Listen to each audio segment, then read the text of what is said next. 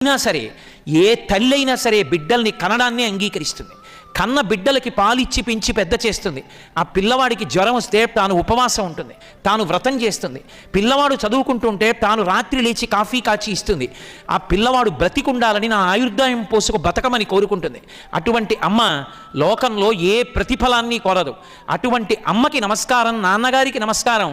మీకు తెలియదు చిన్నపిల్లలు కనుక, మీలో ఎందరో తండ్రులు రేపు మీకు ఇంజనీరింగ్లో ఫీజు కట్టడానికి, మీరు చదువుకుని వృద్ధిలోకి రావాలని ఇష్టం వచ్చినట్లుగా రేట్లు పెంచుతుంటే 60,000 70,000 ఫీజు కట్టడానికి, హాస్టల్కి కట్టడానికి, లక్షల రూపాయల కోసం ఎందరో తండ్రులు నాకు ప్రత్యక్షంగా పరిచయం. వాళ్ళు తినడం మానేసి, పండక్కి బట్టలు కుట్టించుకోవడం మానేసి, చిరుగుపడిన బట్టల్ని పైన కుట్టించుకుని వాళ్ళు వేసుకుని, ఆఖరికి ఒక తండ్రిని నేను ఒకసారి ఒక మెడికల్ షాప్లో ఒక ఆయన కనపడ్డాడు. నాకు ఏదో వ్యాధి పేరు చెప్పి మందు అడిగాడు. అతను ట్యాబ్లెట్ ఇచ్చాడు.